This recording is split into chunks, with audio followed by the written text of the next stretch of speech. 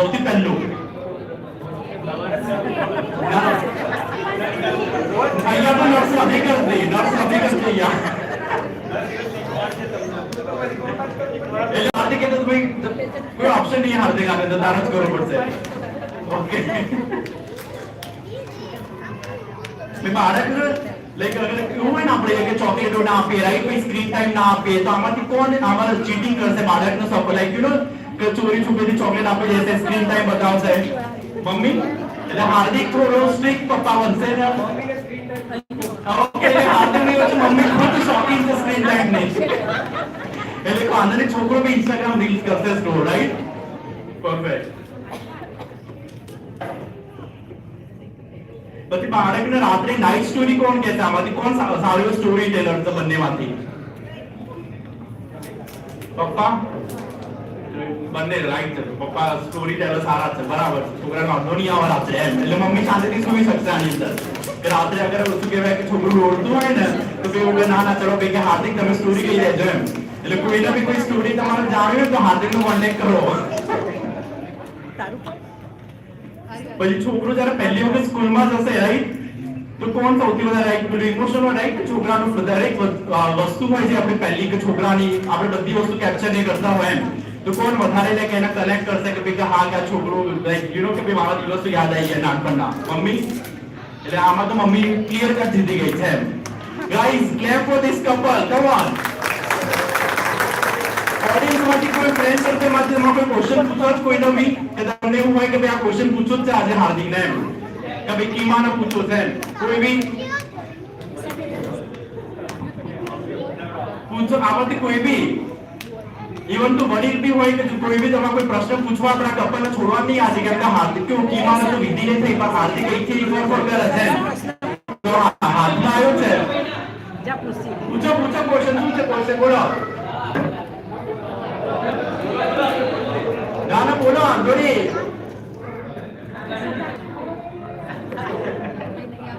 Baby ને દાદી ને કઈ ક્વેશ્ચન પૂછવા છે બેબી માટે? તમારે કોઈ ક્વેશ્ચન પૂછો દાદી ને કોઈ તમારે કઈ બી વસ્તુ આજે મોકો આવ્યો છે હાથમાં, તમારે જે બી પૂછવું એ આજે એમ. ઓકે પછી નેક્સ્ટ કોના જેવું દેખાશે તમને શું લાગે છે પ્રેડિક્શન? એ પપ્પા. ઓકે મમ્મી બી કીધું પપ્પા જેવું દેખાશે એટલે સરસ યાર. જે બી હોય ડેડીઝ ગર્લ કે ડેડીઝ બોય જે બી આપણે લેટ્સ સી આજે ખબર પડશે શું છે. અને તમે બંનેમાંથી એક્સાઇટેડ શેના માટે છે, બોય માટે કે ગર્લ? ઓકે ડેડીને ગર્લ જોઈએ છે, મમ્મી શું જોઈએ છે? ઓકે એટલે બંનેને ગર્લ જોઈએ છે. તો લેટ્સ સી આજે જોઈએ શું એ લોકોની પ્રેડિક્શન સાચી પડે છે કે નહીં. ઓડિયન્સમાં શું લાગે છે તમને, ગર્લ કે બોય? ઓકે હવે હું બોય બોલીશ તો જેટલા બોયને સપોર્ટ કરશે બધા ઉભારો કરવાનો છે આપણે, બરાબર? અને જે ગર્લ ના કરતો હોય ગર્લ માટે કરશે. તો હવે દેખવાનું છે કે કોણ જીતે છે આજે. સો કેટલા આમાંથી બોયઝ માટે સપોર્ટ કરી રહ્યા છે?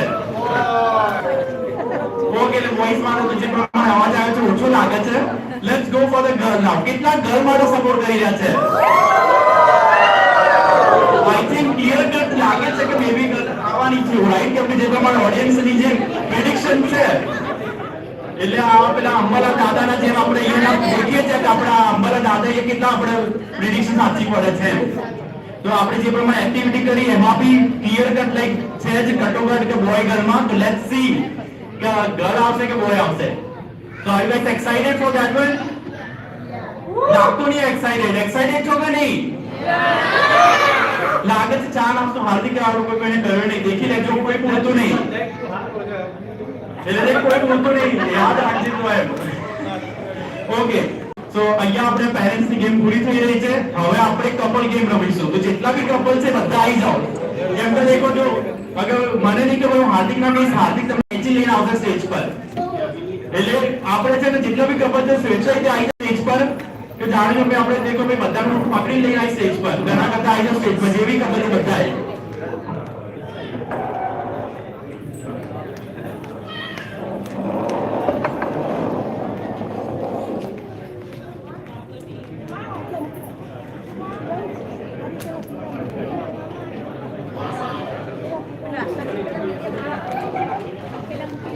Gracias.